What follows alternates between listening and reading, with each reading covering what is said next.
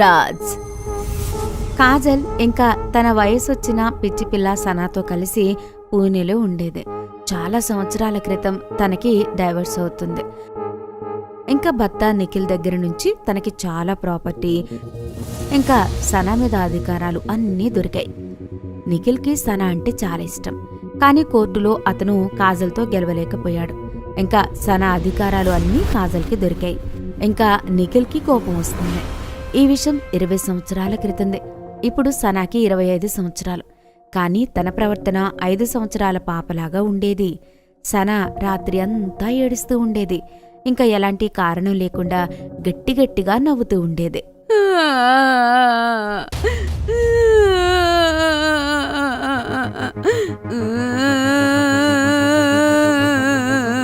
సనా, ఏడవకు నాన్నా, నేను నీ దగ్గరే ఉన్నాను.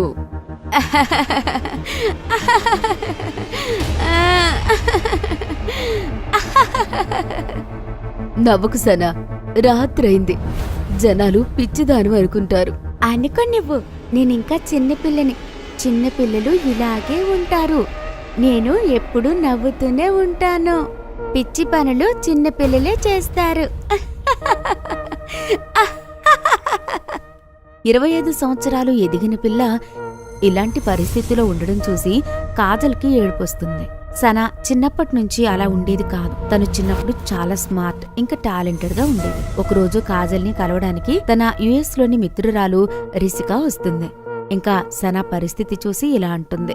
చిన్నప్పుడైతే సనా ఇలా ఉండేది కాదు, కానీ ఇలా ఎందుకు తయారైంది? దీనికి చాలా పెద్ద కథ ఉంది రిషిక. చెప్పు కదా, నీ భారం అంతా కూడా తగ్గిపోతుంది. అప్పుడు సనాకు 5 సంవత్సరాలు. అమ్మా, నాకు బోర్ కొడుతుంది. నాన్న దగ్గరికి వెళ్ళిపోదామా? వద్దు. నీకు బోర్ కొడితే వెళ్ళి మన ఫామ్ హౌస్ లో ఆడుకో, సరేనా? నాన్న దగ్గరికి వద్దు. హే, మనం ఫామ్ హౌస్ కి వెళ్తాము. సనా అలా అరుస్తూ తన గదిలోకి వెళ్తుంది. తను తన తండ్రి నిఖిల్కి ఫోన్ చేస్తుంది. నాన్న నాన్న, అమ్మ నన్ను ఫామ్ హౌస్ దగ్గరికి తీసుకెళ్తుంది. మరుసటి రోజు సనాని తీసుకుని కాజల్ ఫామ్ హౌస్ కి వెళ్తుంది. ఫామ్ హౌస్ కి రాగానే తనకి నిఖిల్ దగ్గర నుంచి ఫోన్ వస్తుంది. హలో, నా కూతురు చెప్పింది నాకు నువ్వు ఫామ్ హౌస్కి వచ్చావని. కానీ ఒకటి గుర్తుపెట్టుకో, నిన్నక్కడ ప్రశాంతంగా ఉండనివ్వను. ఏం చేస్తావు నువ్వు? Hello hello hello. కాజల్ భయపడుతుంది. ఎందుకు అంటే నిఖిల్ ఎంతకైనా తెగించగలడు.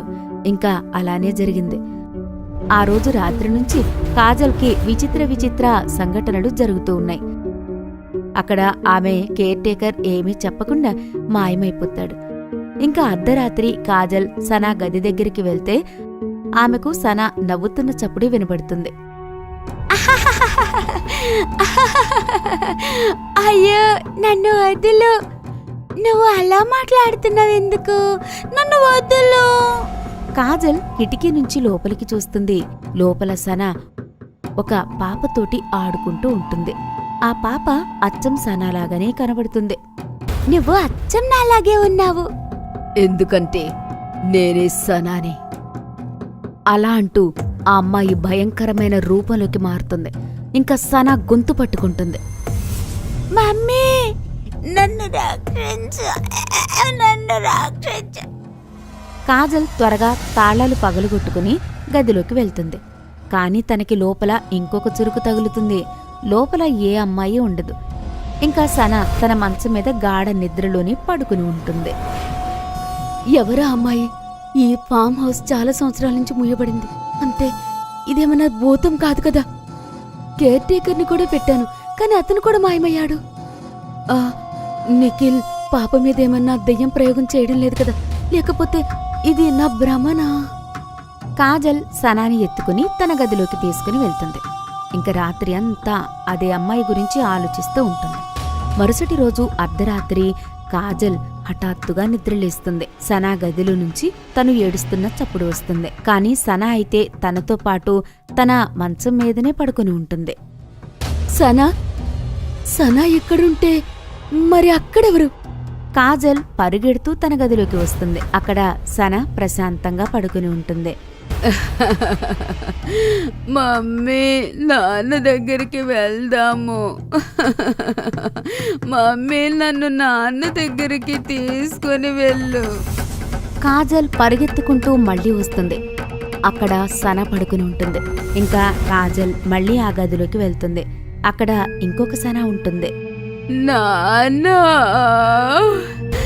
నాకు నాన్న కావాలి. ఎవరు నువ్వు? నువ్వు నా కూతుర్లాగే కనిపిస్తున్నావు. కాజల్ ప్రశ్న విని ఆ పాప భయంకరమైన రూపంలోకి వస్తుంది. కాజల్ భయపడిపోతుంది.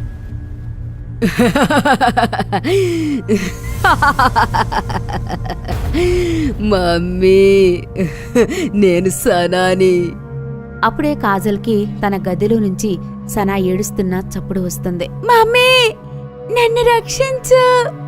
మమ్మీ, నన్ను రక్షించు. వెళ్ళు, రక్షించు. తననెవరు తీసుకెళ్తున్నారు? రక్షించు. కాజల్కి ఏమీ అర్థం కాదు. తను పరిగెడుతూ తన గదిలోకి వెళ్తుంది. కాని మంచం మీద ఎవరూ ఉండరు. కాజల్ నిలబడి చూస్తూ ఉంటుంది. అప్పుడే వెనక నుంచి ఎవరో తనని పట్టుకుంటారు. కాజల్ గట్టిగా అరుస్తుంది.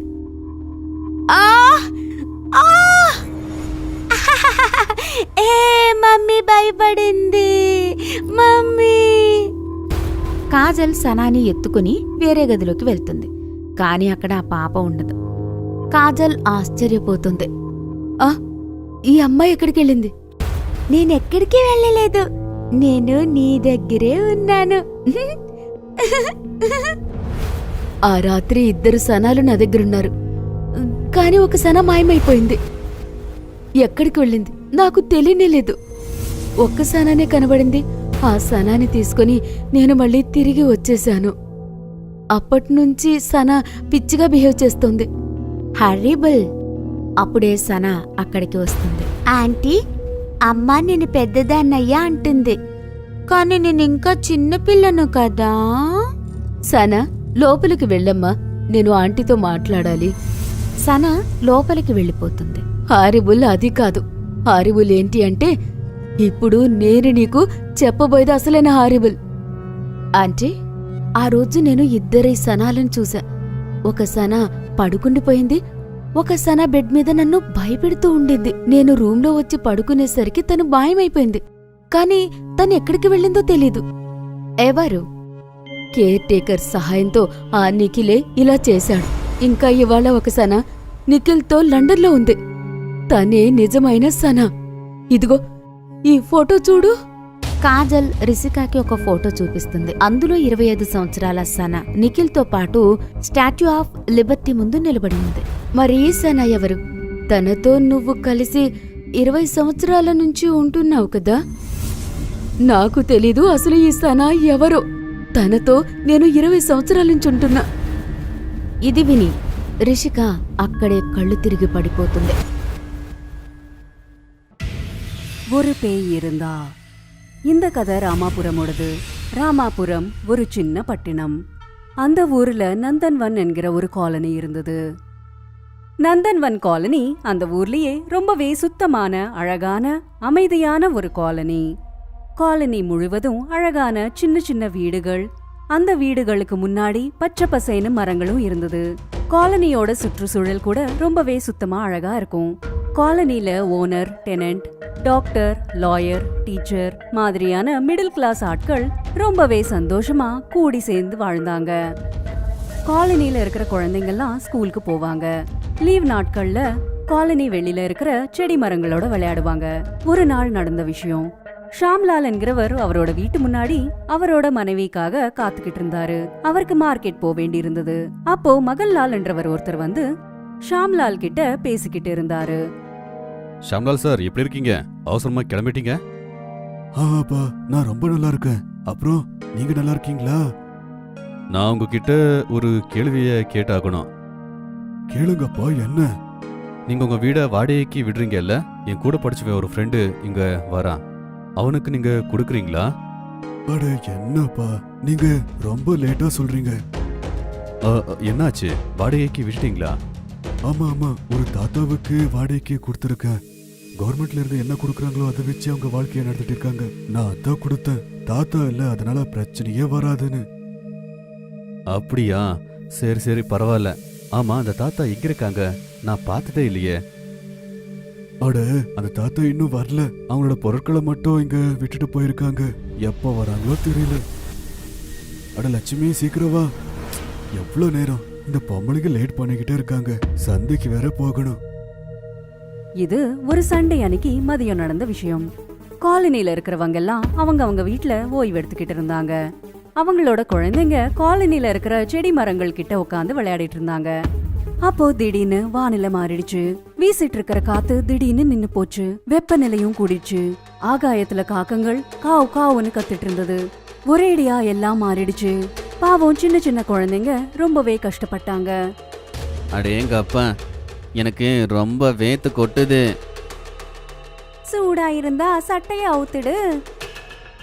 ஆத்துட்டுமா? இல்லை இல்லை, அம்மா பார்த்தாங்கன்னா அடிப்பாங்க. அதே நேரத்துல குழந்தைங்களுக்கு டக் டக்குன்னு சத்தம் கேட்டுச்சு. இந்த டக் டக் சத்தம் இங்க இருந்து வருது. வாங்க போய் பார்க்கலாம். அப்புறம் குழந்தைங்க எல்லாம் ரோட்டுக்கு வந்து பார்த்தாங்க. அங்க ரோட்ல ரொம்பவே வயசான ஒரு அம்மா கைத்தடிய புடிச்சுக்கிட்டு ரொம்ப மெதுவா நடந்துகிட்டு வந்துட்டு இருந்தாங்க. அந்த கைத்தடி அடிக்கடி அவங்களோட கையில இருந்து நழுவிக்கிட்டே இருந்தது. ஆனாலுமே ஒரு புன்னகையோட ஜாகிரதையா நடந்துகிட்டே வந்தாங்க. அங்க பாருங்க, அந்த பாட்டி பார்க்கறதுக்கு எவ்வளோ அழகா இருக்காங்கல்ல. சரி வாங்க அந்த பாட்டி கிட்ட போலாம். அப்புறம் என்ன, குழந்தைங்க எல்லாம் சேர்ந்து பாட்டி அம்மான்னு சொல்லி குதிச்சுக்கிட்டே அந்த வயசான அம்மா கிட்ட போனாங்க. குழந்தைங்களை பார்த்து அவங்க சிரிச்சாங்க. இங்க நிறையவே குழந்தைங்க இருக்காங்க. இங்க எனக்கு ரொம்பவே சந்தோஷமா இருக்க போகுது. பாட்டி, நீங்க இங்க தான் இருக்கீங்களா? நான் இங்கதான் இருக்க போறேன். நான் உங்களை ரொம்பவே படுத்த போறேன். அந்த வயசான அம்மா சொன்னதை கேட்டு குழந்தைங்க சிரிச்சுக்கிட்டு இருந்தாங்க. எனக்கு இங்க கிட்ட இருக்கிற ஷாம்ன்றவங்களோட வீட்டுக்கு போகணும். சரி வாங்க, நாங்க உங்களை விட்டுட்டு வரோம். சிண்டு அவங்களோட கைத்தடிய எடுத்துக்கிட்டு அந்த வயசான அம்மாவோட கைய புடிச்சுக்கிட்டு கூட்டிட்டு போனான். மிச்ச குழந்தைங்களும் அந்த வயசான அம்மா பின்னாடியே வந்துட்டு இருந்தாங்க. வீட்டுக்குள்ள வந்ததுமே சிண்டு இப்படி சொன்னான். சரி நாங்க போய் விளையாடுறோம். அப்போ திடீர்னு அந்த வயசான அம்மா ரொம்ப விசித்திரமா சிரிச்சுக்கிட்டே இருந்தாங்க.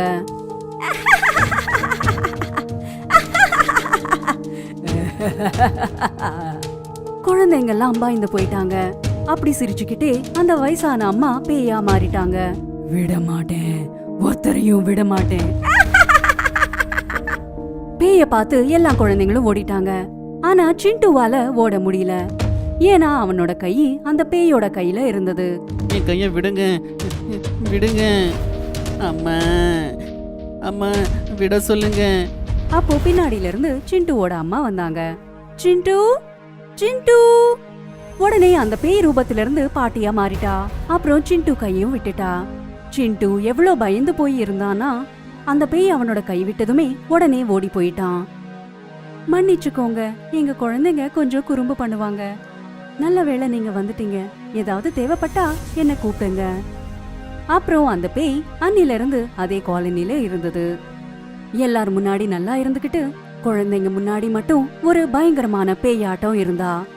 குழந்தைங்க எப்பெல்லாம் விளையாடிட்டு இருக்குமோ அப்பெல்லாம் அந்த பேய் அவங்க கிட்ட வந்து ஏதாவது ஒரு குழந்தைய தூக்கிட்டு தன்னோட வீட்டுக்கு வந்துரும். குழந்தை ரொம்பவே சத்தமா கத்திக்கிட்டே இருக்கும். மிச்ச குழந்தைங்களும் கத்திக்கிட்டே இருப்பாங்க. ஆனா யாராவது பெரியவங்க வந்தா மட்டும் அந்த கிழவி உடனே உருவத்தை மாத்திட்டு போய் சொல்லுவா. பாருங்களேன், இந்த குழந்தைங்க என் கைத்தடிய எங்கேயோ மறைச்சு வச்சுட்டாங்க. அத எங்க ஒளிச்சு வச்சிருக்காங்கன்றத சொல்லவே மாட்டேங்கிறாங்க. குழந்தைங்கெல்லாம் அவங்க அம்மா அப்பா கிட்ட அந்த கிழவிய பத்தி சொன்னாங்க. ஆனாலுமே யாரும் அவங்கள நம்பல. அப்புறம் ஒரு நாள் என்ன நடக்க கூடாதோ அதே நடந்தது. திடீர்னு சிண்டு எங்கேயோ மறைஞ்சு போயிட்டான். எல்லாரும் ரொம்ப தேடினாங்க. ஆனா சிண்டு எங்கேயும் கிடைக்கல. எனக்கு தெரியும் சிண்டு எங்க இருப்பான்ட்டு, வாங்க என் கூட. குழந்தைங்கெல்லாம் கிழவியோட வீட்டுக்கு வந்தாங்க. அங்க அந்த பேய் சிண்டுவை கட்டி போட்டு வச்சிருந்தது. அந்த பேய் அவனை பயம்பூத்திட்டு இருந்தது. உங்க அம்மா நீ ரொம்ப குறும்பு பண்ணுவேன்னு சொன்னாங்க. இப்போ எங்க போச்சு அந்த குறும்பு? ஜாகிரதை, நான் ரொம்பவே மோசமானவ. நான் குழந்தைங்களை கடிச்சு சாப்பிட்டுருவேன். ப்ளீஸ் என்னை விட்டுருங்க, என்னை விட்டுருங்க. சிண்டுவோட நிலைமைய பார்த்து குழந்தைங்களுக்கு ரொம்பவே கஷ்டமா இருந்தது. வாங்க நம்ம அப்பா அம்மாவுக்கு இதை பத்தி எல்லாத்தையும் சொல்லலாம். இல்ல, அவங்க வந்தா இந்த பேய் ஏதாவது ஒரு பொய்ய சொல்லி தப்பிச்சுட்டே இருக்கும். அப்புறம் இப்போ என்ன பண்றது? சிங்கி அவளோட மொபைலை எடுத்து அந்த பேயோட வீடியோவை எடுத்தா. அப்புறம் சிங்கி அந்த வீடியோவை காலனியோட குரூப்ல போஸ்ட் பண்ணிட்டா. அந்த வீடியோவை பார்த்து காலனில இருக்கிறவங்க எல்லாம் அந்த வீட்டுக்கு வந்தாங்க. அப்புறம் அவங்க எல்லாம் சேர்ந்து சிண்டுவை பேய்கிட்ட இருந்து காப்பாத்திட்டாங்க. நீ இப்போ உருவத்தை மாத்த தேவையே இல்ல. நீ யாருன்னு இப்போ எல்லாருக்குமே தெரிஞ்சு போச்சு. குழந்தைங்க சொன்னதை நாங்க முதல்ல நம்பல. வீடியோ எடுத்தது நல்லதா போச்சு. அடிங்க அவளை. அப்புறம் காலனில இருக்கிற லேடிஸ் எல்லாம் சேர்ந்து அந்த பேய நல்லா அடிச்சு போட்டுட்டாங்க. அடி வாங்கின அந்த கிழவி பேய் அந்த காலனிய ஒரேடியா திரும்பி பார்க்காம ஓடி போயிட்டா. பப்ளு, விஷால் அப்புறம் விகாஸ் 3 பேரும் ரொம்பவே நல்ல நண்பர்கள். அவங்க கொல்கத்தாவுல இருந்தாங்க. அவங்க 3 பேரும் காலேஜ் படிச்சு முடிச்சிருந்தாங்க. அப்புறம் அவங்க 3 பேரும் வேலை இல்லாமயே என்ஜாய் பண்ணிட்டு இருந்தாங்க. அப்புறம் ஒரு நாள் பேசிக்கிட்டே இருக்கும்போது விஷால் சொல்றாரு, நண்பா, நீங்க பகன்கட் கோட்டை பத்தி கேள்விப்பட்டிருக்கீங்கள? அதை பத்தி நான் நிறையவே கேள்விப்பட்டிருக்கேன். அது ராஜஸ்தான்ல இருக்கு. அது ரொம்ப பழமையான பயங்கரமான கோட்டை. அங்க பேய் இருக்குன்னு எல்லாருமே சொல்றாங்க. அதனால தான் சாயங்கால நேரத்துல சூரியன் அஸ்தமனம் ஆனதுக்கு அப்புறம் அங்க போறதுக்கு யாருக்கும் அனுமதி இல்ல. அப்போ பப்ளு சிரிச்சுக்கிட்டே சொல்றாரு, இங்க பாருங்க விகாஸ் சார், நம்மளோட அடுத்த டெஸ்டினேஷன் அதுதான் பகன்கட் கோட்டை. ஏய், நாளா உங்க கூட வரவே மாட்டேன். நீங்க எப்பவுமே என்ன தொல்லை பண்ணிட்டே இருக்கீங்க. அந்த கோட்டைக்கு போனதுக்கு அப்புறம் என் கூட ஏதாவது விளையாடிட்டு இருப்பீங்க. நாளா உங்க கூட வரவே இல்ல. விகாஸ் வரமாட்டேன்னு சொல்லலான்னு நினைச்சாரு. அப்படி சொன்னா அவங்க ஃப்ரெண்ட்ஸும் பஹன்கட் கோட்டைக்கு போற பிளான கேன்சல் பண்ணிடுவாங்கன்னு நினைச்சாரு. ஆனா நேர்மாறா ஆயிடுச்சு. சரி, நீ வரலனா பரவாயில்ல விடு, நாங்க மட்டும் போயிட்டு வந்துடுறோம். இது கேட்டு பாவம் விகாஸும் ஏத்துக்கிறாரு. ஏன்னா அவரால அவரோட 2 நண்பர்களை விட்டு தனியா இருக்க முடியாது. அப்புறம் 3 பேரும் ட்ரெயின்ல உட்காந்து ராஜஸ்தானுக்கு கிளம்பி போறாங்க. ராஜஸ்தான்ல பஸ்லயும் டாக்ஸிலயும் டிராவல் பண்ணி அவங்க அந்த கோட்டை கிட்ட வந்துடுறாங்க. அந்த பஹன்கட் கோட்டை ரொம்பவே பெருசாவும் உயரமாவும் இருந்தது. அது பார்க்கும்போது அது எல்லாரையும் கொல்ல காத்துட்டு இருந்த மாதிரி இருந்தது. இந்த கோட்டை ஏற்கனவே ரொம்பவே பழசானதா இருக்கு. அப்புறம் ஏன் எல்லாரும் இதை நினைச்சு பயப்படுறாங்கன்னு எனக்கு தெரியலையே. அப்புறம் நண்பர்கள் 3 பேரும் டிக்கெட் வாங்கிட்டு உள்ள போறாங்க. உள்ள போய் சுத்தி பாக்குறாங்க. அந்த கோட்டை உள்ள இருந்து ரொம்பவே பழசாவும் பெருசாவும் இருந்தது. ரொம்ப பெரிய பெரிய ஹால் அப்புறம் ரூம் எல்லாம் இருந்தது. அப்புறம் அங்க ஒரு பெரிய குளமும் இருந்தது. அங்க ராஜா பயன்படுத்தின பொருட்கள் அப்புறம் நிறைய பழைய விஷயங்களை பார்க்க வச்சிருந்தாங்க. அங்க நிறைய லோக்கல் அப்புறம் ஃபாரின் டூரிஸ்ட் எல்லாம் கோட்டைய பாத்துட்டு இருந்தாங்க. மெதுவா சாயந்தரம் ஆயிடுது. அப்போ திடீர்னு செக்யூரிட்டி கார்ட்ஸ் எல்லாம் உள்ள வந்து அப்படியே சத்தமா கத்த ஆரம்பிச்சாங்க. எல்லாரும் கிளம்புங்க, சாயங்காலம் ஆயிடுச்சு. இனிமே நீங்க இங்க இருக்கிறதுக்கு அனுமதி இல்ல. அந்த கார்ட் சொன்னதை கேட்டு எல்லாரும் வெளியே வர ஆரம்பிச்சாங்க. ஆனா விஷால் அப்புறம் பப்ளுக்கு மட்டும் வேற ஒரு பிளான் இருந்தது. நாம ஒரு வேலை பண்ணலாம். நாம இன்னைக்கு நைட்டு இதே கோட்டையில இருக்கலாம். இந்த கோட்டையை பத்தி எல்லாரும் சொல்றது உண்மையா பொய்யா அப்படின்னு நாம இன்னைக்கு நைட்டு இந்த கோட்டைக்குள்ளேயே இருந்து பாத்துரலாம். இல்ல, நீ என்ன சாகணுமா? அட, அப்படியெல்லாம் ஆகாது. நாம தான் படிச்சவங்களாச்சே. இதெல்லாம் பார்த்து நம்ம பயப்படக்கூடாது. வாங்க, நம்ம போய் ஏதாவது ஒரு ரூம்ல ஒளிஞ்சுக்கலாம். அப்புறம் பப்ளுவும் விஷாலும் அங்க இருக்கிற ஒரு ரூமுக்கு போறாங்க. அப்போ விகாஸ் பாக்குறாரு, ஒரு செக்யூரிட்டி கார்டு. அவரு பார்க்க ரொம்பவே ஸ்ட்ரிக்டாவும் பயங்கரமாவும் இருந்தாரு. அவரு விகாஸ நோக்கி வந்துட்டு இருந்தாரு. இப்போ என்ன பண்றதுன்னு விகாஸ்க்கு ஒண்ணுமே புரியல. அவரு உடனே அங்க இருந்து ஓடி போய் ஒரு ரூம்ல ஒளிஞ்சுக்கிறாரு. அப்போ அந்த கோட்டையோட பெரிய கேட்ட மூடிடுறாங்க. அப்புறம் நைட் ஆயிடுச்சு. விகாஸ் ஒரு ரூம்ல இருந்தாரு. அங்க ரொம்பவே இருட்டா இருந்தது. அப்போ திடீர்னு விஷாலுக்கு விசித்திரமான சத்தங்கள் கேக்குது. அப்புறம் அவரு, பப்ளு, விஷால், எங்க இருக்கீங்க நீங்க 2 பேரும்? எனக்கு ரொம்ப பயமா இருக்கு. விகாஸ் அவங்க 2 பேருக்கும் கால் பண்றாரு. ஆனா அவங்களுக்கு காலே கனெக்ட் ஆகல. அப்போ யாரோ ஒருத்தவங்க விகாஸோட போனை புடுங்கிக்கிட்டு அத கோட்டையில இருந்து வெளியே தூக்கி போட்டுடுறாங்க. அப்புறம் அவரு அங்க ஒரு விஷயத்தை பார்த்து சத்தமா கத்துறாரு. ஏன்னா அவருக்கு எதிரில ஒரு பயங்கரமான பேய் நின்னுட்டு இருந்தது.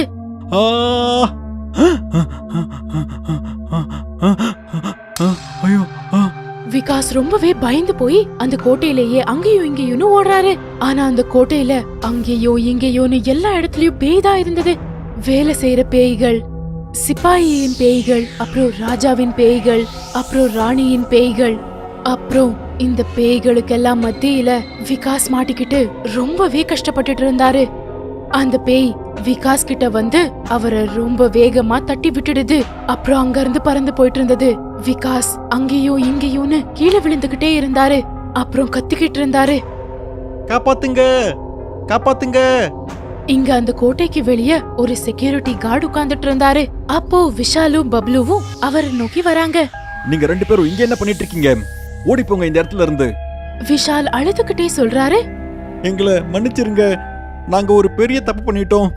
நாங்க சும்மா விளையாடுறதுக்காக இன்னைக்கு நைட்டு முழுவதும் இந்த இடத்துல தங்க போறதா என் ஃப்ரெண்டு கிட்ட சொன்னேன். நாங்க நிஜமாவே தங்க போறோம்னு நினைச்சிட்டான். நாங்க ஹோட்டலுக்கு கிளம்பி போயிட்டோம். ஆனா அவ அங்க வரவே இல்ல. தயவு செஞ்சு ஏதாவது பண்ணுங்க. என்ன வேணா இருக்கட்டும், இந்த கோட்டையோட கதவை நாளைக்கு காலையில தான் திறப்போம். அப்போ பப்ளு கார்டு கிட்ட ரொம்ப அதிகமான பணத்தை கொடுக்கறாரு. அப்புறம் கார்டு அதை ஏத்துக்கிறாரு. அந்த கார்டு கோட்டையோட கதவை திறக்கிறாரு. அப்புறம் அவங்க 3 பேரும் உள்ள போய் விகாஸ தேட ஆரம்பிக்கிறாங்க. விகாஷ் விகாஷ், நாங்க பேசுறது உனக்கு கேக்குதா?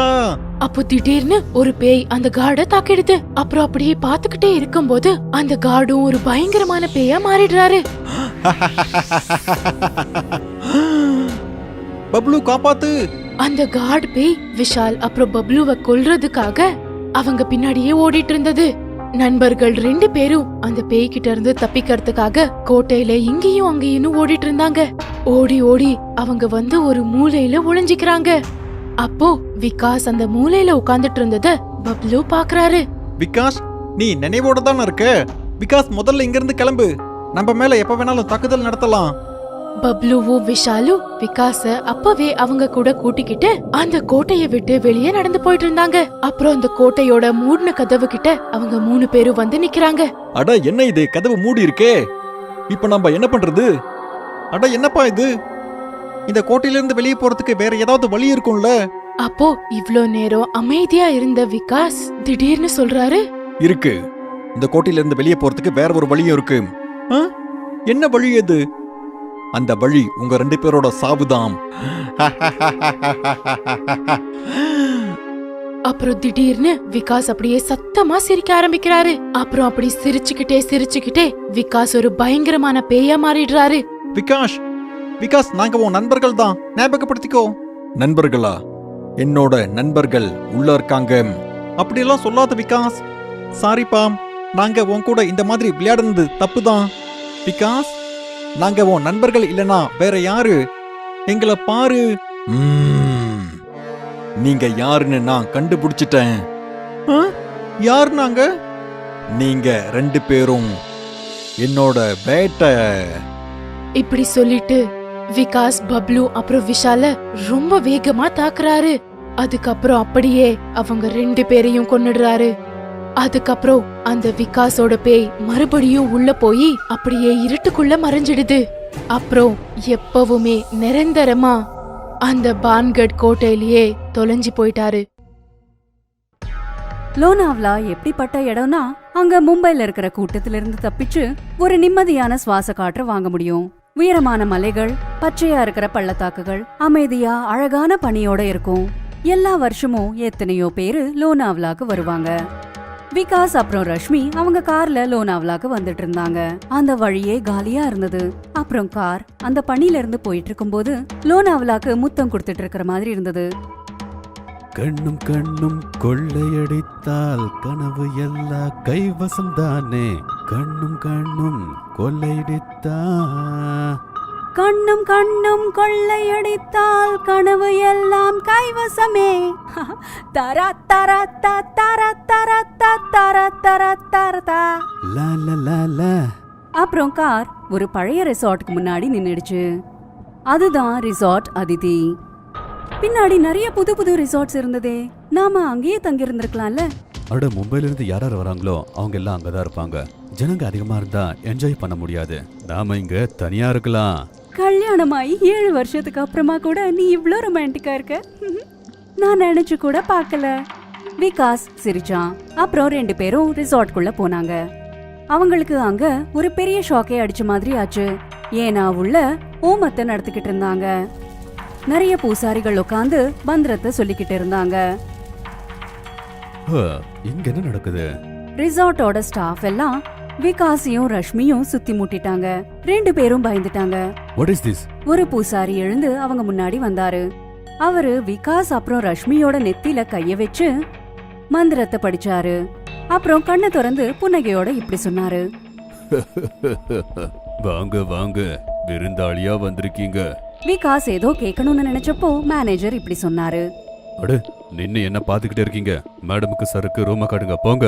ஸ்டாஃப்ல ஒருத்தர் 2 பேரோட லக்கேஜும் எடுத்துக்கிட்டாரு. ரஷ்மியும் விகாஸும் எதுவுமே பேசாம அவன் பின்னாடியே போனாங்க.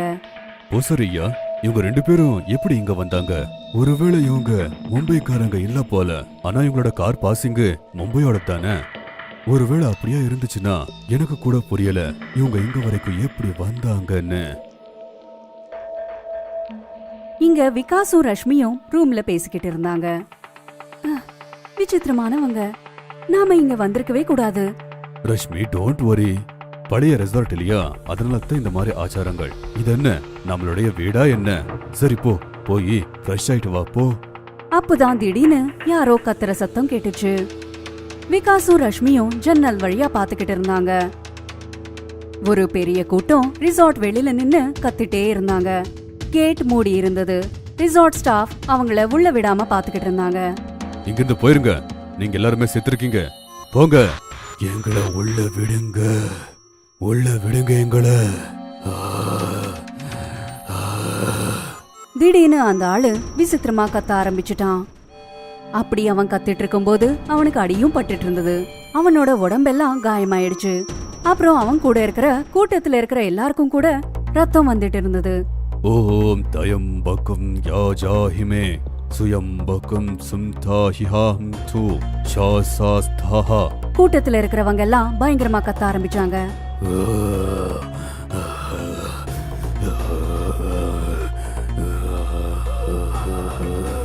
பாத்துட்டு இருக்கும் போதே அந்த இடம் பயங்கரமா மாறி போச்சு.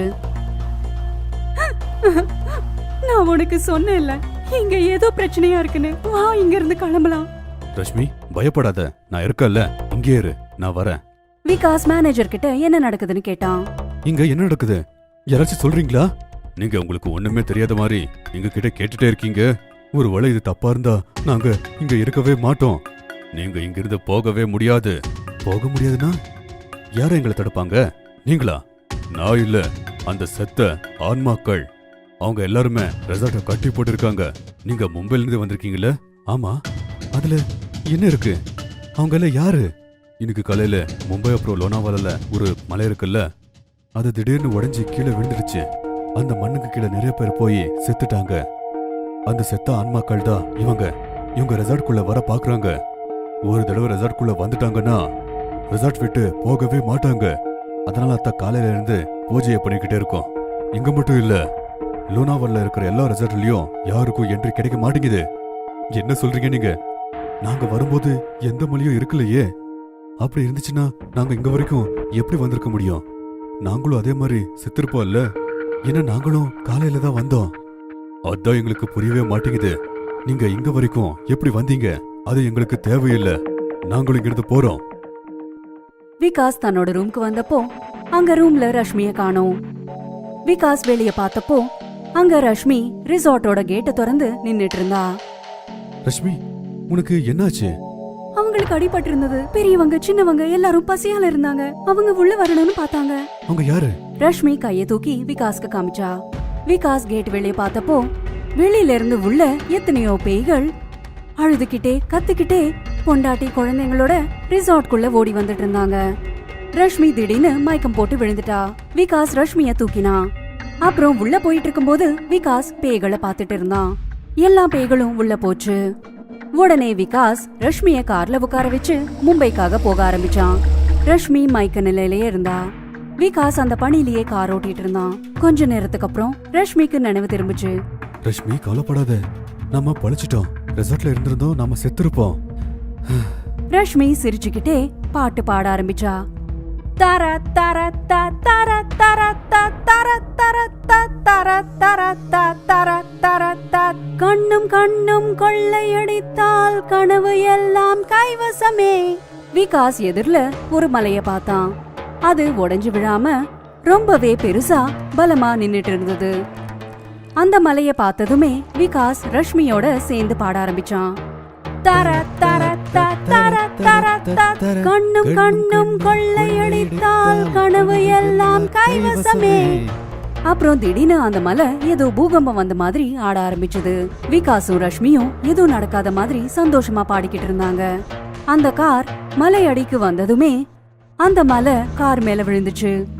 அப்புறம் விகாசும் ரஷ்மியும் நிரந்தரமா ஒரு சந்தோஷமான பயணத்துல தொலைஞ்சு போயிட்டாங்க.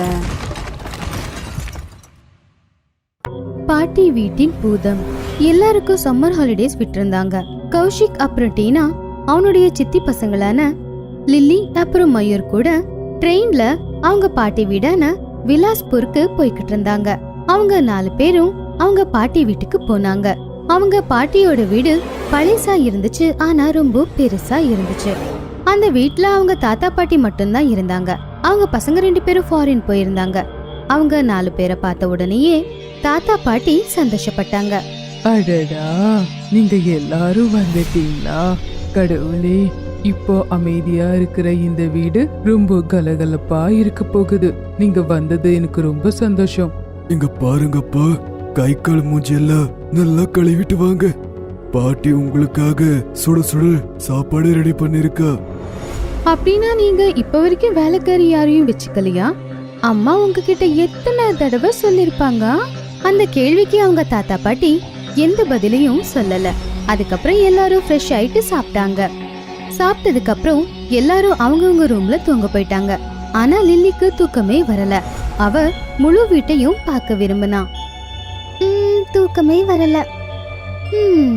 வீட்டை சுத்தி பாக்குறேன், எல்லாரும் தூங்குறாங்க, கண்டிப்பா டிஸ்டர்ப் பண்ண யாரும் வரமாட்டாங்க அப்படின்னு நினைச்சு அவ வீட்டை சுத்தி பாத்துக்கிட்டு இருந்தா. அவ தாத்தா பாட்டியோட ரூமுக்கு பக்கத்துல வந்ததும் அவளுக்கு சத்தம் கேட்டுச்சு.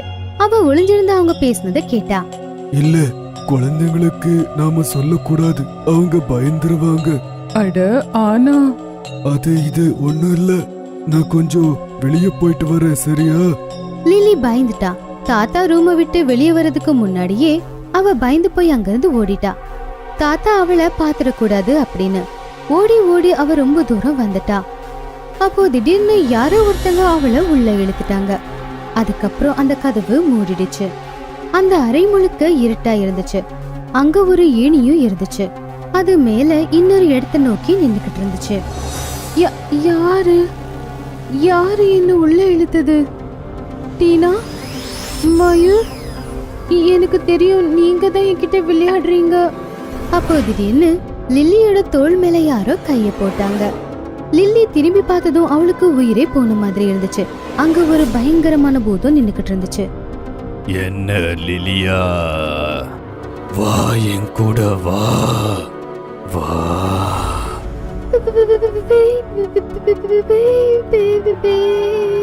அந்த பேய் அவ பக்கத்துல வர ஆரம்பிச்சது. அவ ரொம்ப பயந்துட்டா. அவ அவளுடைய 2 கண்களையும் மூடி கத்த ஆரம்பிச்சா. Lily, what happen? நீ இங்க என்ன பண்ற? லில்லி கண்ணை திறந்தப்போ அவ பக்கத்துல கௌஷிக், டீனா அப்புறம் மயூர் இருந்தாங்க. அவ கௌஷிக்க கட்டி பிடிச்சு அழ ஆரம்பிச்சா.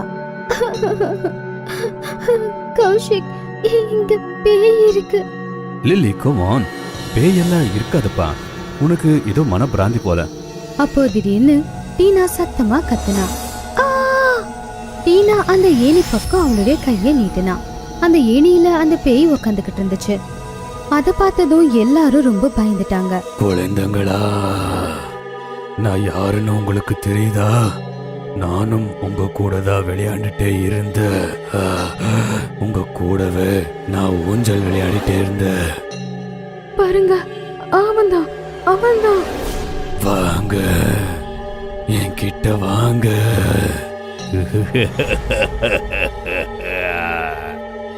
பசங்க பயந்து போய் கத்த ஆரம்பிச்சாங்க. பாட்டி பாட்டி. பாட்டின்னு சொன்ன உடனே பேய்க்கு கோவம் வந்துச்சு. அது அந்த பசங்களை நோக்கி வந்துகிட்டு இருந்துச்சு. பசங்க உடனே கதவை நோக்கி ஓடும்போது கதவு தானாவே மூடிக்குச்சு. சத்தம் போடக்கூடாது, தாத்தாவை பாட்டிய நீங்க கூப்பிட்டா நான் உங்களை பச்சையா சாப்பிட்டுருவேன். யார் நீ? இதுக்கு எங்களை துரத்துற? அந்த பேய் பசங்க பக்கத்துல வந்து அது கௌஷிக்க தூக்கி தூரமா எரிஞ்சிருச்சு. கௌஷிக் தூரமா போய் தரையில விழுந்துட்டான். ஓ கோட், செத்தேன்டா. அதுக்கப்புறம் அந்த பேய் அங்கிருந்த ஒவ்வொருத்தங்களையும் தூக்கி வீசி எறிய ஆரம்பிச்சது. எல்லாரும் கத்த ஆரம்பிச்சாங்க. அந்த பேய் அதை பார்த்து சத்தமா சிரிச்சது. அப்போ திடீர்னு ஏணியில இறங்கி தாத்தா பாட்டி உள்ள வந்தாங்க. அவங்க கையில ஒரு தடி இருந்துச்சு. தாத்தா பாட்டிய பார்த்த உடனே பசங்களுக்கு உயிரே வந்த மாதிரி இருந்துச்சு. ஆனா அந்த பேய் தாத்தா கிட்ட இருந்த தடிய பார்த்து ரொம்ப பயந்துருச்சு. அப்போ தாத்தா கோவம் தாங்க முடியாம அந்த தடியை வச்சு அந்த பேய அடிக்க ஆரம்பிச்சாரு. அப்பா, என்ன மன்னிச்சிருங்க. அப்பா, எவ்வளவு தைரியம் இருந்தா என்னோட பசங்களையே நீ அடிப்ப? இந்தா வாங்கிக்கோ, இந்தா வாங்கிக்கோ. நல்லா அடிங்க அவனை, நல்லா அடிங்க. தாத்தா அந்த பேய நல்லா போட்டு அடிக்க ஆரம்பிச்சாரு. அது மறைஞ்சு போயிடுச்சு. ஓடிப்போ. இன்னொரு தடவை பசங்களுக்கு நீ தொந்தரவு கொடுத்த அப்புறம் அவ்வளவுதான், சரியா? தாத்தா மிரட்டினதை பார்த்ததும் அந்த பேய் அழுதுகிட்டே மறைஞ்சு போச்சு. பசங்களா, உங்களுக்கு ஒன்னும் ஆகலல்ல? எங்களுக்கு ஒன்னும் ஆகல பாட்டி. அம்மா, யார் இது? அப்போ பாட்டி தாத்தாவை பார்த்தாங்க. சொல்லுப்பா, எத்தனை நாளைக்கு தான் நாம மூடி வைக்கிறது?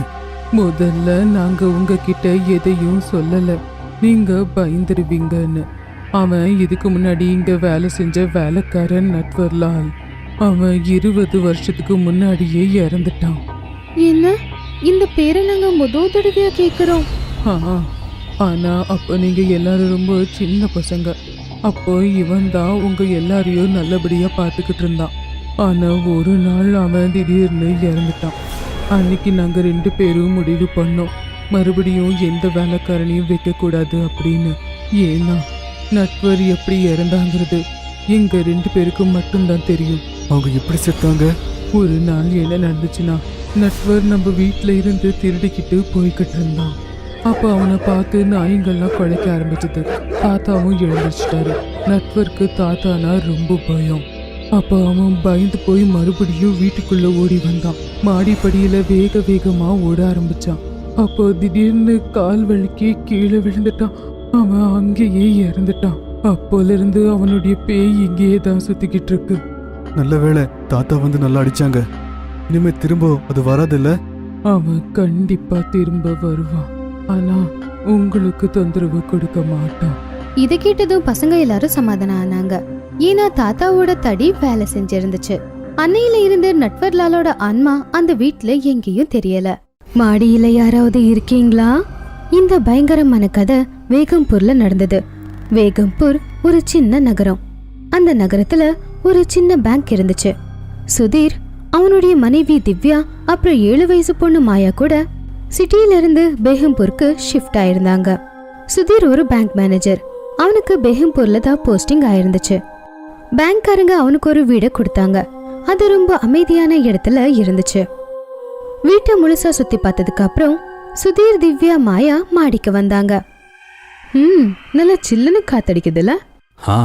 மொட்டை மாடியும் பெருசா இருக்கு. எல்லா துணிய இங்க காய போடலாம். நான் இங்க விளையாடவும் முடியும் அப்பா. மாயா சொன்னது கேட்டு சுதீர், திவ்யா 2 பேரும் சிரிச்சாங்க. அடுத்த நாள் சுதீர் பேங்க்குக்கு கிளம்புனா. திவ்யா அவளுடைய எல்லா வீட்டு வேலையும் பார்த்துக்கிட்டு இருந்தா. மாயாவுக்கு டிவி பார்த்து பார்த்து போர் அடிச்சிருச்சு. அவ தனியா மாடிக்கு வந்தா. தனியா உட்காந்துக்கிட்டு அவளுடைய பொம்மைங்களை வச்சுக்கிட்டு விளையாடிக்கிட்டு இருந்தா. மாயா கிட்ட நிறைய விளையாட்டு பொருட்கள் இருந்துச்சு. அதுல 2 பொம்மைங்க, சமைக்கிறதுக்கு தேவைப்படுற கேஸ், பாத்திரம் எல்லாமே இருந்துச்சு. குட்டா குட்டிக்கு கல்யாணம் ஆயிடுச்சு. இப்போ குட்டி குட்டாவுக்காக சமைக்க போறா. குட்டா அப்பா போல ஆபீஸ்க்கு போயிடுவான். அப்புறம் குட்டி அம்மா மாதிரியே வீட்ல சமையல் வேலையை செய்வா. ஹே! அப்போ திவ்யா மாயாவுக்கு குரல் கொடுத்தா. மாயா, எங்க இருக்கம்மா? கீழே வா. மாயா, சாப்பாடு ரெடி ஆயிடுச்சுமா, கீழே வா. என்னோட குட்டியும் சாப்பாடு ரெடி பண்ணிட்டா. ஆனா குட்டா குட்டி நீங்க அப்புறம் சாப்பிடுங்க, முதல்ல நான் சாப்பிட்டுட்டு வந்துடுறேன், ஓகே? இப்படி சொல்லி மாயா மேல இருந்து கீழே வந்துட்டா. இந்த பக்கம் சுதீர் ஆபீஸ்ல அவனுடைய வேலைய பாத்துக்கிட்டு இருந்தான். நாராயணா, சொல்லுங்க சார். முன்னாடி இருந்த மேனேஜரோட பெண்டிங் ஃபைல் இருக்குல்ல, அதை எடுத்துட்டு வா. சரி சார், இப்போ எடுத்துட்டு வரேன். சார், ஒன்னு கேட்கணும். கேளு. நீங்க பேங்க் கொடுத்துருக்கிற அந்த வீட்டில் தான் இருக்கீங்கல்ல? அதுல என்ன இருக்கு? ஒன்னும் இல்லை சார், ஃபைல்ஸ் எடுத்துட்டு வரேனா. இந்த பக்கம் சாப்பாடு சாப்பிட்டதும் மாயா மாடிக்கு வந்தா. திடீர்னு அவ சத்தமா கத்திட்டா, மம்மி மம்மி. மாயாவோட சத்தத்தை கேட்டதும் திவ்யாவுக்கு இதயம் நின்னு போச்சு. அவ வேகமா மாடிக்கு ஓடி வந்தா. என்னாச்சு மாயா? என்னாச்சுமா? நீ ஓகே தானே? மம்மி கீழே பாருங்க. திவ்யா கீழே பார்த்தா. அவளும் ஆச்சரியப்பட்டா. மாயா அழகா வச்சிருந்த குட்டா குட்டியோட வீட்டை யாரோ பயங்கரமா கலைச்சு போட்டிருந்தாங்க. யாராவது வந்தாங்களா மாடிக்கு? தெரியாது, நான் கீழே வந்திருந்தேன். அப்போ பயங்கரமா 2 கண்ணு இருக்கிற ஒரு கருப்பு பூனை மாடி மேல நின்னுக்கிட்டு மாயாவையும் திவ்யாவையும் மறைச்சுக்கிட்டு இருந்துச்சு. அப்ப மாயா பயந்துட்டா. Mummy, gate. ஓஹோ, இதுதான் உன்னுடைய விளையாட்டை கெடுக்கிறதுக்காக வந்திருந்துச்சா? ஹே, ஷு ஷு போ, ஷு ஷு. பூனை ஓடி போயிடுச்சு. திவ்யா மாயாவை கூட்டிக்கிட்டு கீழே வந்தா. Sir, files. நாராயணா, இங்க ஒரு மேனேஜர் இருந்தாங்க. அவங்க பேர் என்ன ஞாபகத்துல வரல. ரஸ்தோகி. ரஸ்தோகி. ஆமா, அவங்க எப்படி செத்தாங்க? சுதீரோட கேள்வியை கேட்டு நாராயண் பயந்துட்டான். அட சொல்லுங்கண்ணே, ரஸ்தோகிக்கு அப்புறம் வந்த எல்லா மேனேஜருமே 4 நாளையே எதுக்கு திரும்ப போயிட்டாங்க? அப்பவும் நாராயண் அமைதியா நின்னுக்கிட்டு இருந்தான். சரி, விருப்பம் இல்லைன்னா சொல்லாத. சாயங்காலம் வீட்டுக்கு போலாம். வீட்டுல போய் நிம்மதியா பேசலாம். வரீங்கல்ல? அட பதில் சொல்லுங்க. நைட் ஆயிடுச்சு. மாயா கார்ட்டூன் பாத்துக்கிட்டு இருந்தா. திவ்யா வாசல்ல இருக்கிற துளசி கட்டிக்கிட்ட விளக்க பத்த வச்சா. திடீர்னு காத்து வேகமா அடிச்சு அந்த விளக்கு அணைஞ்சு போச்சு. அச்சோ! அப்போ திடீர்னு மாடி மேல இருந்து அந்த துளசி மாடத்து மேல ஒரு நிழல் விழுந்துச்சு. துளசி கருகி போச்சு. இது என்ன? மாடியில யாராவது இருக்காங்களா? அப்போ திவ்யா நிமிந்து மாடிய பார்த்தா. அப்போ அங்க ஒரு நிழல் ஓடிக்கிட்டு இருந்துச்சு. யாரு யார் இருக்கீங்க மாடியில? மாயா, மாயா. மம்மி, நான் கார்ட்டூன் பார்த்துக்கிட்டு இருக்கேன். Please don't disturb me. Maya ஹால்ல தானே உட்காந்துக்கிட்டு இருக்கா. அப்படின்னா மேல யாரும் மாடியில இருக்காங்க. திவ்யா வேக வேகமா மாடிக்கு வந்து பார்த்தா. ஆனா மாடியில யாரும் இல்ல. ஊஞ்சல் மட்டும் ஆடிக்கிட்டு இருந்துச்சு. அது ஆடிக்கிட்டு இருக்கும்போது வந்த சத்தம் ரொம்ப இரிட்டேட் பண்ணிக்கிட்டு இருந்துச்சு.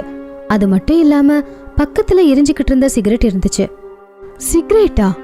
சுதீர் இன்னும் வேலையில இருந்து வரவே இல்ல. அப்போ இந்த சிகரெட் இங்க எப்படி வந்துச்சு?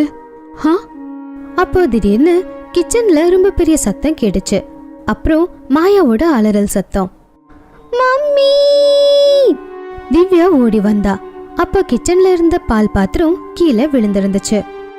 எல்லா பாலும் கொட்டி போச்சு. அப்போ சுதீரும் நாராயண் கூட சேர்ந்து அங்க வந்துட்டான். என்னாச்சு? பால் கொட்டிருச்சா? கண்டிப்பா பூனையோட வேலை தான் இருக்கும். திவ்யா பாத்திரம் எடுத்து பார்த்தப்போ அது மேல ரத்தம் படிஞ்சு இருந்ததை அவ பார்த்தா. இத பார்த்ததும் திவ்யா நடுங்கிக்கிட்டே சொன்னா, இல்ல சுதீர், இது பூனையோட வேலை இல்ல, வேற யார்தோ தான் வேலை. மதியம் மாயா விளையாடிக்கிட்டு இருக்கும்போது அவளுடைய பொம்மை எல்லாம் கழிச்சு போட்டுட்டாங்க. நானும் பூனைன்னு தான் நினைச்சேன். ஆனா இல்ல, விளக்கு அணைஞ்சது, அந்த கருப்பு உருவம், எரிஞ்சுக்கிட்டு இருந்த சிகரெட், அப்புறம் இப்போ இந்த ரத்தம். எனக்கு தோணுது சுதீர், மாடியில யாரோ இருக்காங்க. யாரு? நீ நான் சொல்றது கேளு. ஏதோ கருப்பு உருவம். Come on Divya, stop it. அப்போ பக்கத்துல நின்னுக்கிட்டு இருந்த நாராயண் நடுங்கிக்கிட்டே சொன்னான். மேடம் சொல்றது உண்மைதான் சார். நீங்க ரஸ்தோகி எப்படி செத்தான்னு கேட்டீங்கல்ல, இந்த வீட்டோட மொட்டை மாடியில இருந்து குதிச்சு செத்தாங்க. அவங்களோட ஆன்மாதான் மேல இருக்கு. அந்த காரணத்தினால்தான் இங்க யாருமே வரதே இல்ல. இத என் வாயில என்னால சொல்ல முடியல. இங்கிருந்து போயிருங்க சார். நாராயணா, நீயும் ஆரம்பிச்சிட்டியா? சரி சொல்லு. ரஸ்தோகி கீழே எப்படி விழுந்தா? அவ பெரிய குடிகாரன் சார். பொண்டாட்டி அவனை விட்டுட்டு போயிட்டா. அவ தனி வீட்டுலதான் இருப்பா. பொண்டாட்டியோட ஞாபகத்துல எப்ப பார்த்தாலும் குடிச்சுக்கிட்டே இருப்பா. திடீர்னு பேலன்ஸ் தவறி கீழே விழுந்து செத்துட்டா. போய் சொல்றத நிறுத்து. நீ வீட்டுக்கு போ, எல்லாத்தையும் நான் பாத்துக்கிறேன். நீ சாப்பிட்றதுக்கு எல்லாம் ரெடி பண்ணு பாப்போம். நைட்டு 12 மணி இருக்கும். வீட்ல எல்லாரும் தூங்கிக்கிட்டு இருந்தாங்க. அப்போ திடீர்னு மாடி அதிர ஆரம்பிச்சது. 3 பேரோட தூக்கமும் கலைஞ்சது. நான் தான் சொன்னேன்ல, மாடியில யாரும் இருக்காங்க. நான் தான் சொன்னேன்ல. டோன்ட் வரி, வா போய் பார்க்கலாம். மாயரா, நீ இங்கே இரு. அப்படி சொல்லி சுதீர் திவ்யா கூட மாடிக்கு வந்தான். அந்த காட்சியை பார்த்ததும் அவங்களுக்கு மூச்சே விட முடியல.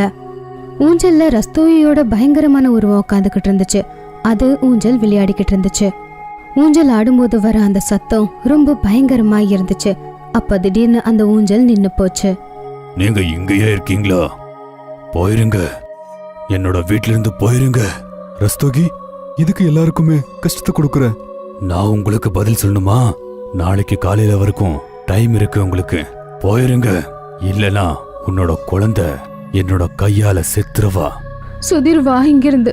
சுதீர் நான் சொல்றது கேளு, வா இங்கிருந்து போயிடலாம். அதுக்கப்புறம் சுதீர் திவ்யாவை கூட்டிக்கிட்டு கீழே வந்துட்டான். நைட்டு ஃபுல்லா அவங்க 2 பேரும் பேக்கிங் பண்ணிக்கிட்டு இருந்தாங்க.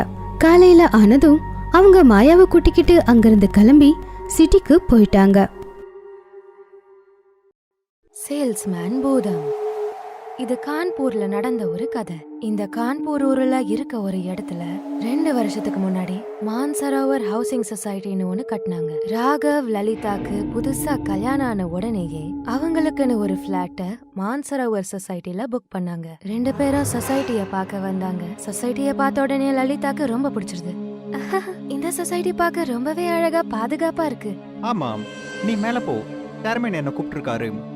ராகவ் சேர்மனை பார்த்த உடனே அவர் இப்படி சொன்னாரு. சொசைட்டிக்கு உங்களை நான் வரவேற்கிறேன். உங்களுக்கான முழு பாதுகாப்பும் இங்க கிடைக்கும். ஆனா ஒரு விஷயத்துல கவனமா இருக்கணும். என்ன விஷயம்? யாராவது சேல்ஸ்மேன் வந்தா மறந்து கூட கதவை திறந்துடாதீங்க. சேர்மன் சொன்னதை கேட்ட உடனே ராகவ் ரொம்ப கோவம் அடைகிறான். அப்புறம் உடனே மாடிக்கு வந்து இத சொல்றாரு. என்ன சேல்ஸ்மேனுக்கு வாழ்க்கையே இருக்காதா? ஒரு சேல்ஸ்மேனோட எல்லா அப்ரிசியேஷனும் மூடன வீட்டு கதவை தட்டுறதால காணாம போயிடுமா?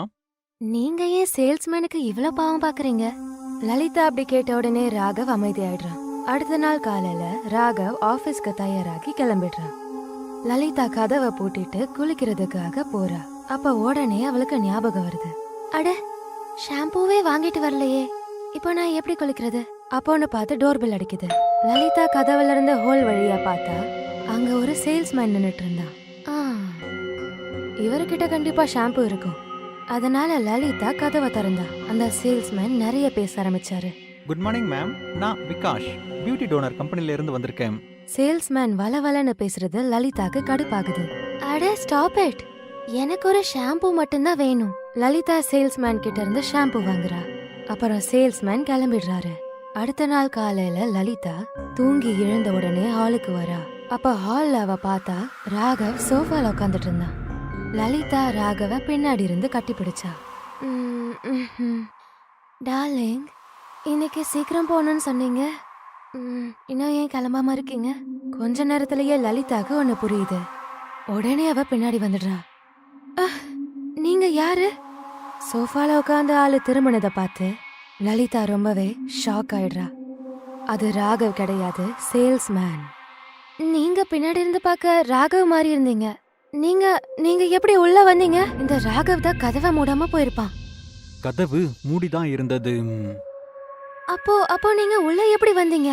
எந்த கதவு எனக்காக ஒரு தடவை திறக்கப்படுதோ அது மறுபடியும் எப்பவுமே மூடாது. சேல்ஸ்மேன் விழுந்து விழுந்து சிரிக்க ஆரம்பிச்சான். அப்படி சிரிச்சுட்டே பயங்கரமான ஒரு பூதமா மாறிட்டான். இத பார்த்த உடனே லலிதா ரொம்பவே பயந்துடுறா. உனக்கு என்ன வேணும்? உனக்கு என்ன வேணும்? பழி வாங்குதல். இந்த சொசைட்டி என்னோட உயிரையே வாங்கியிருக்கு. இப்ப நான் பழி வாங்கிட்டு இருக்கேன். இங்க இருக்கிற ஒவ்வொருத்தரையும் கொலை பண்ண போறேன்.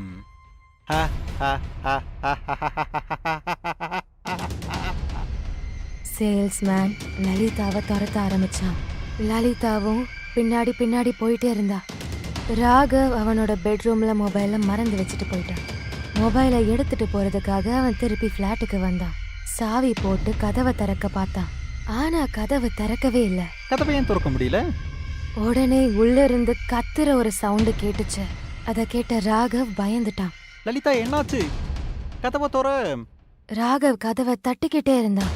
ஆனா உள்ள அந்த பூதம் மாடியில இருந்து லலிதாவை கீழே விட பார்த்துச்சு. ராகவ், ராகவ் என்ன காப்பாத்து, என்ன காப்பாத்து ராகவ். நானும் இப்படிதான் இறந்து போனேன். இப்போ நீயும் அப்படிதான் இறக்க போற. ஆ? ஆ? ராகவ் கதவை பயங்கரமா தட்டிட்டு இருந்தான். அப்போ சேர்மன் அங்க வந்தாரு. உன் பொண்டாட்டி உயிரோடு இருக்கிற வரைக்கும் அந்த கதவு திறக்கவே திறக்காது. சேல்ஸ்மேனுக்கு கதவை திறந்து லலிதா பெரிய தப்பு பண்ணிட்டான். ஆனா அவன் ஏன் அப்படி பண்றான்? இது 2 வருஷத்துக்கு முன்னாடி நடந்த விஷயம். இந்த சொசைட்டி புதுசா ஆரம்பிக்கும் போது ஒரு சேல்ஸ்மேன் எங்க சொசைட்டிக்கு வந்தான். நான் அவனை நிறுத்தினேன். ஏ பையா, நீ எப்படி உள்ள வந்த? சொசைட்டில சேல்ஸ்மேன்ஸ்க்கு அலௌட் இல்ல. சார், நான் விகாஸ். நான் வாட்ச்மேனை கெஞ்சி உள்ள வந்தேன். என்னோட தம்பிக்கு பெரிய வேலை கிடைக்க போகுது. அதனால தான் நான் இவ்வளோ நடந்துட்டு இருக்கேன். ப்ளீஸ் என்னை மேலே போக விடுங்க. இரிட்டேட் பண்ணாம இங்கிருந்து ஓடி போயிடு அப்படின்னு சொல்லி அங்கிருந்து துரத்து விட்டுட்டேன். அப்புறம் அவன் பைப்பால மேலே ஏற முயற்சி பண்ணான். அப்போ கால் தடிக்கி கீழே விழுந்து இறந்து போயிட்டான். அப்பல இருந்து அவனோட ஆத்மா இந்த சொசைட்டில தான் சுத்திட்டு இருக்கு. அவன் கதவை தட்டும் போது யார் கதவை திறக்கிறாங்களோ அவங்கள கீழே தள்ளி கொன்னுடுவான். சேர்மன் சொன்னதெல்லாம் கேட்ட ராகவ் ஒரு பைத்தியக்கார மாதிரி கதவை தட்ட ஆரம்பிச்சான். விகாஷ் அண்ணா, கதவை திறங்க. நான் உன்னோட தம்பி ராகவ். அவங்க என்னோட வைஃப். நீங்க அவங்கள எதுவும் பண்ணிடாதீங்க. சேல்ஸ்மேன் பூதம் லலிதாவோட கைய விடலான்னு பாக்குறப்போ அவனுக்கு ராகவோட குரல் கேட்டுச்சு. அவன் உடனே லலிதாவை மேல இழுத்துடுறான். லலிதா உயிர் தப்பிச்சிட்டா. சேல்ஸ்மேன் பூதம் கதவை நோக்கி ஓடுனான். அப்புறம் உடனே கதவை திறந்தான். அங்க ராகவ் நின்னுட்டு இருந்தான். அந்த பூதம் ராகவ கட்டி பிடிச்சது. ராகவ், என்னோட தம்பியே, எப்படி இருக்க நீ? நான் நல்லா இருக்கனா? நீங்க ஏன் என்னை விட்டுட்டு போனீங்க? நான் உன்னை பெரிய மனுஷனாக்கணும்னு ஆசைப்பட்டேன்.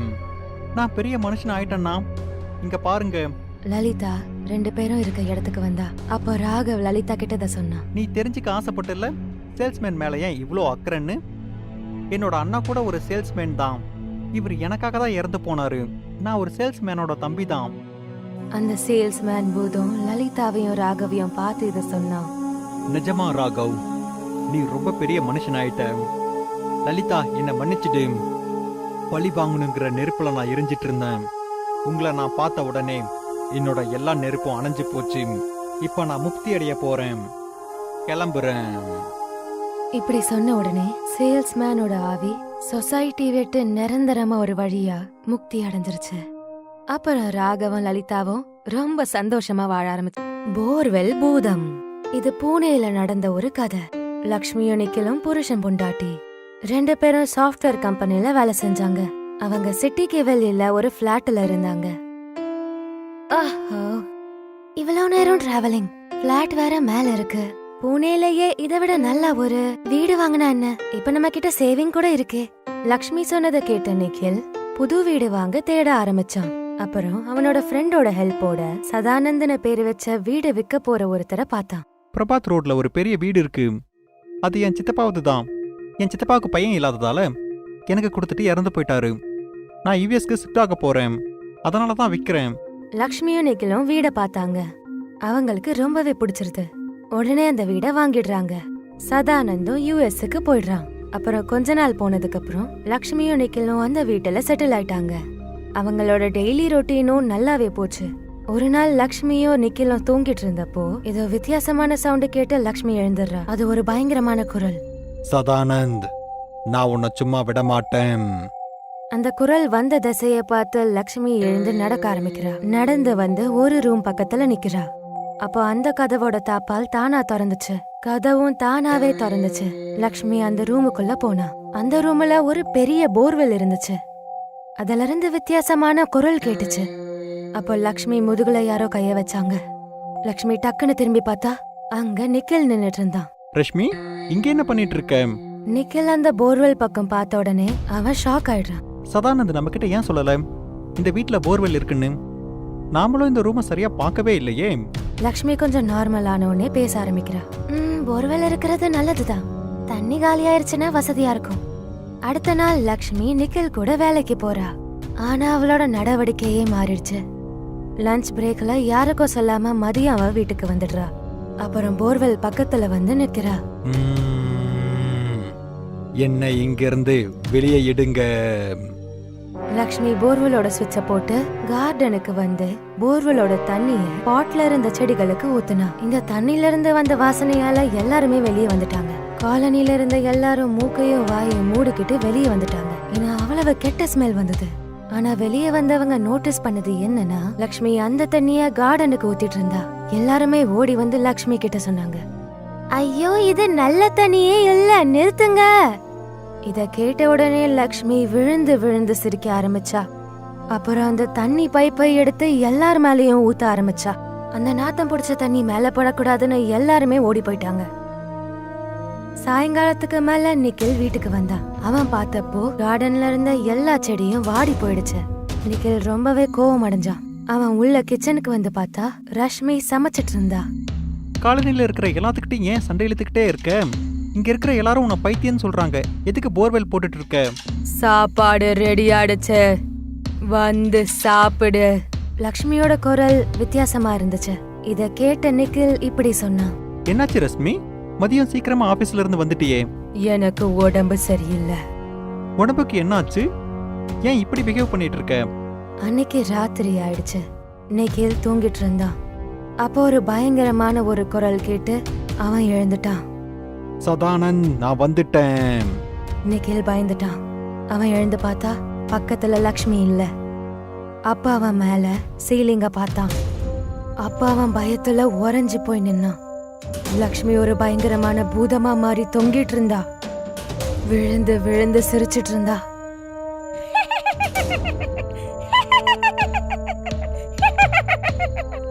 நான் வந்துட்டேன் சதானந்த், நான் உன்னை கொல்ல போறேன். இப்படி சொன்ன உடனே லக்ஷ்மி நிக்கில் மேல வந்து விழுந்தா. அப்புறம் அவன் நிக்கிலோட கழுத்தை பிடிச்சா. ரஷ்மி, என்னை விட்டுடு. உனக்கு என்ன ஆச்சு? லக்ஷ்மி கத்திய வச்சு நிக்கில குத்த ஆரம்பிச்சா. நிக்கில் லக்ஷ்மிய தள்ளி விட்டு ஓடுனான். அப்படியே ஓடிக்கிட்டே போர்வெல் இருந்த ரூமுக்கு வந்துடுறான். நிக்கில் உடனே மொபைலை எடுத்து சதானந்துக்கு கால் பண்ணான். சதானந்த், நீ என்ன பண்ணிருக்க? என்னோட பொண்டாட்டி பைத்தியம் ஆயிட்டா. அவ எப்பவும் உன் பேரையே சொல்லிட்டு இருக்கா. அப்புறம் இந்த போர்வெல் இதெல்லாம் என்ன? சதானந்த் சிரிச்சுக்கிட்டே சொன்னான், என்ன மன்னிச்சிடு. நான் ஏமாத்தி என்னோட சித்தப்பாவோட எல்லா ப்ராப்பர்ட்டிஸையும் எடுத்துக்கிட்டு அவரை நான் போர்வெல்ல தள்ளி கொன்னுட்டேன். என் சித்தப்பாவோட ஆவி அங்கேயே இருந்தது. அதனால தான் வீடை வித்துட்டு யூஎஸ்க்கு ஷிஃப்ட் ஆயிட்டேன். இப்போ யாராலையும் என்னை எதுவும் பண்ணிட முடியாது. அது இந்தியன் போலீஸா இருந்தாலும் சரி, சித்தப்பாவா இருந்தாலும் சரி. இப்படி சொல்லிட்டு சதானந்த் காலை கட் பண்ணிடுறான். ஆனா உண்மையை கேட்ட நிக்கிலுக்கு பயப்படாம இருக்க முடியல. அப்ப சித்தப்பாவோட ஆவி ரஷ்மி மேல புந்துருச்சா? அப்புறம் என்ன சதானந்த்னு நினைச்சுக்கிட்டு என்ன கொல்ல பாக்குறாரா? அப்போ கதவை உடைச்சுக்கிட்டு லக்ஷ்மி உள்ள வந்துடுறா. வந்து பேச ஆரம்பிச்சா. என்னோட வீடு, என்னோட சொத்தெல்லாம் புடுங்கிக்கிட்டு என்ன போர்வெல்ல தள்ளி விட்டுட்டு நீ எங்க போன சதானந்த்? நான் உன்னை விட மாட்டேன். சித்தப்பா, நான் நிக்கில், சதானந்த் இல்ல. ஆனால் லக்ஷ்மி நிக்கிலுக்கு பேசக்கூட வாய்ப்பு தரல. அவன் நிக்கில புடிச்சு அவனை தர தரன்னு இழுத்துட்டு போய் அவன் கூட சேர்ந்தே ஒன்னா போய் உடம்புல கல்ல கட்டிக்கிட்டு போர்வெல்குள்ள விழுந்து 2 பேரோட உயிரும் ஒரே நேரத்துல போயிடுச்சு. பேயின் பியூட்டி பார்லர். ஒரு சிட்டி இருந்துச்சு. அந்த சிட்டியில ஒரு பேய் வாழ்ந்துகிட்டு இருந்துச்சு. அந்த பேய் பார்க்க ரொம்ப கொடூரமா இருந்துச்சு. 2 வருஷத்துக்கு முன்னாடி யாரோ ஆசிட் ஊத்தி அதை கொலை பண்ணிருந்தாங்க. நான் ரொம்ப அழகா இருந்தேன். 2 வருஷத்துக்கு முன்னாடி என் மேல ஆசிட ஊத்தி என்ன கொன்னுட்டாங்க. என்ன ரொம்ப கொடூரமாக்கி கொன்னுட்டாங்க. நான் கண்டிப்பா அதுக்கு பழி தீர்த்துப்பேன். நான் இந்த உலகத்திலேயே அழகு அப்படிங்கிற வார்த்தையை அழிக்க போறேன். உலகத்துல அழகே இல்லாம ஆக்குறதுக்கு அந்த பேய்க்கு இப்ப ஒரு நல்ல ஐடியா கிடைச்சிருந்துச்சு. அது சிட்டில ஒரு பெரிய பியூட்டி பார்லரை ஓபன் பண்ணுச்சு. அதுக்கான அட்வர்டைஸ்மெண்ட்டை அது பேப்பர்லயும் கொடுத்திருந்துச்சு. அட, எவ்வளவு பெரிய பியூட்டி பார்லர்! இந்த பார்லர்ல எல்லா வசதியும் இருக்குன்னு போட்டிருக்கு. அப்படின்னா கண்டிப்பா நான் என் ஃப்ரெண்ட்ஸ் கூட இன்னைக்கே அந்த பார்லருக்கு போறேன். அதுக்கப்புறம் அந்த பொண்ணு அவளுடைய ஃப்ரெண்ட்ஸையும் கூட்டிக்கிட்டு அந்த பியூட்டி பார்லருக்கு போனா. பியூட்டி பார்லரை பார்த்ததும் அவங்க எல்லாருமே ரொம்ப சந்தோஷப்பட்டாங்க. வாவ் வாவ் வாவ், இந்த பியூட்டி பார்லர் எவ்வளவு பெருசா இருக்கு. நான் இனி இங்கதான் இருக்க போறேன். ஆனா காஸ்ட்லியா இருக்கும் போல தெரியுது. இருந்தா என்ன இப்போ? இதுதான் காஸ்ட்லியா இல்ல. நமக்கு பசிக்கும் போது நம்ம சாப்பிடுறது இல்லையா? அப்படிதான் இதுவும். வாங்க உள்ள போலாம். பேய் உள்ள உக்காந்துக்கிட்டு அவங்களுக்காக காத்துக்கிட்டு இருந்துச்சு. Welcome madam. என்னோட பேர் ஷீத்தல், இந்த பார்லரோட ஓனர். உங்களை நான் இந்த இடத்துக்கு வரவேற்கிறேன். தேங்க்யூ ஷீத்தல். நாங்க உங்ககிட்ட ட்ரீட்மெண்ட் எடுக்கிறதுக்காக வந்திருக்கோம். கண்டிப்பா செய்றேன். நீங்க ஒரு வேலை பண்ணுங்க, நீங்க 2 பேரும் கொஞ்சம் வெளியே இருங்க. நான் மேடம்க்கு ட்ரீட்மெண்ட் முடிஞ்சதுக்கு அப்புறம் உங்களை நான் உள்ள கூப்பிடுறேன். இது புது பார்லருங்கிறதுனால நான் தனியா தான் எல்லாத்தையும் பாத்துக்கிறேன். ஒரு நல்ல பொண்ணு யாருமே இன்னும் கிடைக்கல. ஹேமாவோட ஃப்ரெண்ட்ஸ் 2 பேரும் வெளியே உக்காந்துட்டாங்க. அதுக்கப்புறம் பேய் ஹேமாவை உள்ள கூட்டிட்டு போச்சு. வாவ், இங்க எல்லாமே எவ்வளவு பெருசா இருக்கு. நீங்க உட்காருங்க மேடம். ஹேமா அங்க இருந்த சேர்ல உக்காந்தா. அவ கண்ணாடியில முகத்தை பார்த்தா. அப்போ திடீர்னு அவளுடைய அழகை எல்லாத்தையும் அந்த மந்திர கண்ணாடியே இழுத்துக்குச்சு. உடனே ஹேமா பார்க்க ரொம்ப கொடூரமா இருந்தா. மை காட், எனக்கு எனக்கு என்ன ஆச்சு? ஷீத்தல், ஷீத்தல். அப்ப ஹேமா பார்த்தா அவ பக்கத்துல ஷீத்தல் இருக்கல, பேய் தான் நின்னுக்கிட்டு இருந்துச்சு.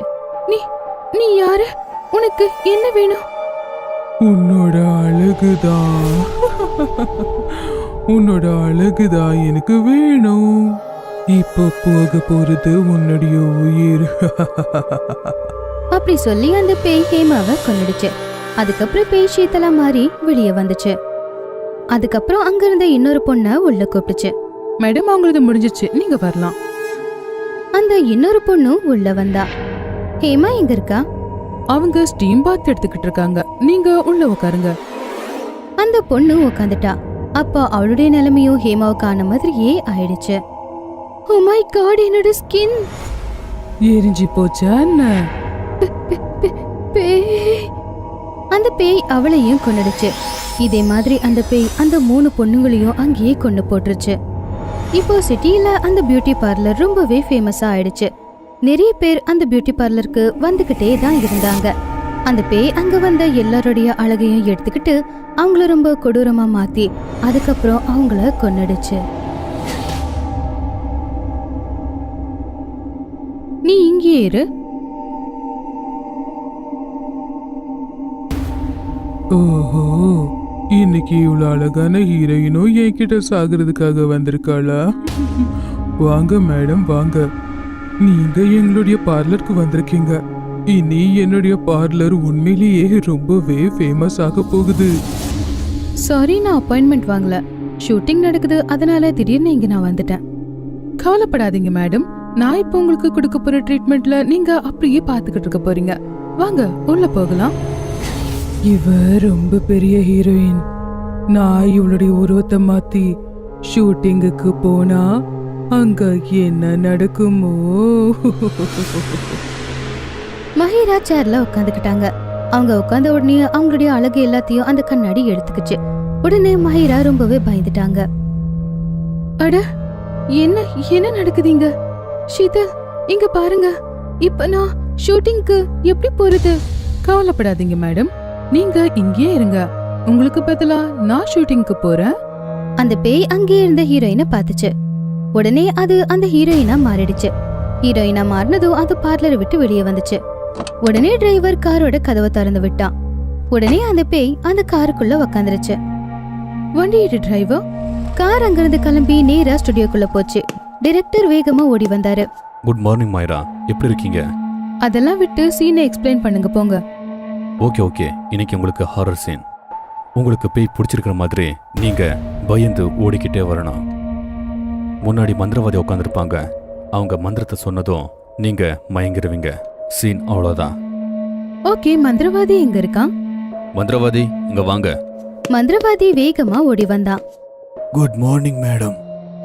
நீ மந்திரவாதியா? போலியோ நான் மந்திரவாதியா இருந்தாலும் கூட என்னோட மந்திரம் நிஜம். தேவையில்லாத பேச்செல்லாம் பேசாத, போய் வேலைய பாரு போ. வாங்க, நான் ரெடியா இருக்கேன். ஆனா madam, makeup rehearsal. Shooting start பண்ணுங்க. நான் நேச்சுரல் பேய் தான், எல்லாமே நேச்சுரலா தான் இருக்கும். எல்லாரும் பொசிஷன் எடுத்தாங்க. Role. Rolling. Rolling and action. அந்த பேய் வேக வேகமா ஓடி வந்துச்சு. அப்படி வந்துகிட்டே இருக்கும்போது அது தன்னுடைய உண்மையான உருவத்துக்கு மாறுச்சு. அந்த உருவத்தை பார்த்து எல்லாருமே ரொம்ப பயந்துட்டாங்க. அரசர் சாய்ரா நிஜமாவே பேயா மாறிட்டா போல. அவ நேச்சுரல் ஆக்டர், வாய மூடு. அந்த பேய் மந்திரவாதி பக்கத்துல வந்து நின்னுச்சு. மந்திரவாதி உடனே மந்திரத்தை சொன்னான். அப்ப உடனே அந்த பேய் எரிய ஆரம்பிச்சது. அந்த பேய் கத்திக்கிட்டே எரிஞ்சு சாம்பலாவே ஆயிடுச்சு. அட மந்திரவாதி, நீ என்ன பண்ண? மந்திரவாதிய வேஷம் போட்டாலும் என்னோட மந்திரம் நிஜமானது. அப்படின்னா அப்படின்னா இந்த மந்திரத்தை நான் மந்திரவாதி கிட்ட கத்துக்கிட்டு வந்த அவங்க பேய் பிசாச கொல்லுவாங்க. அப்படின்னா இது மாயரா இல்லையா? மாயரா ரூபத்துல வந்த பேயா? அப்போ அங்க இன்ஸ்பெக்டர் வந்துட்டாரு. ஆமா டாக்டர், இது மாயரா இல்ல, மாயரா ரூபத்துல வந்த ஒரு பேய். இந்த பேய் பியூட்டி பார்லர் வச்சிருந்தா. பார்லருக்கு வந்தவங்கள கொன்னுக்கிட்டே இருந்தா. நாங்க பார்லர் போகும்போது அங்க மாயராவோட பணம் கிடைச்சது. ஆனா ஒண்ணு நல்லதா நடந்திருக்கு. போலியான மந்திரவாதி இருந்தாலும் கூட மந்திரத்தால அந்த பேய் செத்துருச்சு. அப்படியே விட்டிருந்தா அந்த பேய் நிறைய பேரை கொன்னுருக்கும். அட மந்திரவாதி, நல்லா வேலை பண்ண. சார், இந்த ஆக்டிங் எல்லாம் விட்டுட்டு நான் மந்திரவாதியாவே மாறலான்னு நினைக்கிறேன். மந்திரவாதி சொன்னதை கேட்டு அவங்க எல்லாரும் சிரிச்சாங்க. பேய் கண்ணாடி. ரொம்ப நாளுக்கு முன்னாடி காலேஜ்ல படிக்கிற 2 பொண்ணுங்க ஒரு புது நகரத்துல படிக்கிறதுக்காக வந்து தங்கினாங்க. அவங்க காலேஜ்க்கு பக்கத்திலே ஒரு வீட்டை எடுத்தாங்க. அவங்க பொருள் எல்லாத்தையும் அந்த வீட்டுக்கு ஷிஃப்ட் பண்ணாங்க. கடைசியில நாம நம்ம புது வீட்டுக்கு வந்துட்டோம். அண்ணா நான் ரொம்ப டயர்டா இருக்கேன் மேனகா. நீ இன்னைக்கு சமையல் செஞ்சிடுறியா? நான் குளிச்சுட்டு வந்துடுறேன். சரி. சுனைனா குளிக்கிறதுக்கான பொருளை எடுத்துக்கிட்டு பாத்ரூம்க்கு போனா. பாத்ரூம்ல ஒரு பெரிய கண்ணாடி இருக்கிறத அவ பார்த்தா. அவ கண்ணாடியில அவளை பார்க்க ஆரம்பிச்சா. இந்த கண்ணாடி ரொம்ப நல்லா இருக்கு. நான் இந்த கண்ணாடியில ரொம்ப அழகா தெரியுறேன். இந்த பக்கம் மேனகா அவங்க 2 பேருக்கும் சமையல் செஞ்சுட்டா. அதுக்கப்புறம் சுனைனாவை கூப்பிட ஆரம்பிச்சா. சுனைனா, சீக்கிரம் வா, சாப்பாடு ரெடியா இருக்கு. ஆனா எவ்வளவு நேரம் கூப்பிட்டாலும் சுனைனா அங்க வரவே இல்ல. மேனகா வேற வழி இல்லாம பாத்ரூம் கிட்ட போனா. சுனைனா, குளிச்சு முடிச்சிட்டனா, சீக்கிரமா வா. ஆனா உள்ள இருந்த எந்த பதிலும் வரல. அதனால மேனகா கதவை திறந்தா. அவ கைப்பட்டதும் கதவு தானாவே திறந்துக்குச்சு. மேனகா உள்ள பார்த்தா. ஆனா சுனைனா அங்க இல்ல. வீடு முழுக்க சுனைனாவை தேட ஆரம்பிச்சா. ஆனா சுனைனா அங்க எங்கேயுமே கிடைக்கல. அவ ரொம்ப சத்தமா அழ ஆரம்பிச்சா. சுனைனா, நீ எங்க இருக்க? அவளோட குரலை கேட்டு பக்கத்து வீட்டுக்காரங்க அங்க வந்தாங்க. என்னாச்சு? எதுக்கு அழறீங்க? நான் இன்னைக்குதான் என் ஃப்ரெண்ட் கூட இங்க தங்க வந்தேன். ஆனா எனக்கு தெரியல சுனைனா எங்க போயிட்டா அப்படின்னு. சரிம்மா, நீ பயப்படாத. நம்ம எல்லாரும் சேர்ந்து கண்டுபிடிக்கலாம். அப்போ திடீர்னு சுனைனா பாத்ரூம்குள்ள இருந்து வெளியே வந்தா. சுனைனா, சுனைனா, நீ பாத்ரூம்ல இருந்தியா? ஆனா நான் பாத்ரூம்குள்ள வந்து செக் பண்ணனே. நீ சரியா கவனிச்சிருக்க மாட்ட. நான் பாத்ரூம்குள்ள தான் இருந்தேன். சரி, அதெல்லாம் விடு. வா, நம்ம சாப்பிடலாம். 2 பேரும் சாப்பிடுறதுக்கு உட்காந்ததுக்கு அப்புறம் சுனைனா சாப்பாடு சாப்பிட ஆரம்பிச்சா. அவ எப்படி சாப்பிட்டுக்கிட்டு இருந்தானா, ரொம்ப நாளா அவ பசியில இருந்து சாப்பிடுற மாதிரி இருந்துச்சு. சுனைனா, நீ ஏன் இப்படி சாப்பிடுற? சும்மா இரு, நான் இப்படிதான் சாப்பிடுவேன். நீ ஏன் இப்படி பேசுற? எனக்கு ரொம்ப பயமா இருக்கு. அடுத்த நாள் மேனகா சுனைனா கிட்ட சொன்னா. சுனைனா, நான் குளிச்சிட்டேன். இப்போ நீயும் போய் குளி. எனக்கு குளிக்கிறது சுத்தமா பிடிக்காது. அதனால இன்னொரு தடவை என்ன குளிக்க சொல்லி சொல்லாத. திடீர்னு சுனைனாவோட நடவடிக்கையில இந்த மாற்றத்தை பார்த்ததும் மேனகாவுக்கு ரொம்ப கவலை ஆயிடுச்சு. ஒரு நாள் மேனகா சுனைனா பேர்ல அர்ச்சனை பண்றதுக்காக கோவிலுக்கு போனா. அவ சாமியார் கிட்ட சொன்னா, சாமி, கொஞ்ச நாளா என்னுடைய ஃப்ரெண்ட் சுனைனாவோட நடவடிக்கையே சரியில்லை. அவ என்கிட்ட சரியா பேச மாட்டேங்கிறா. அப்புறம் குளிக்க சொன்னா குளிக்க மாட்டேங்கிறா. அவ சாப்பிடுறது விலங்குகள் மாதிரி சாப்பிடுறா.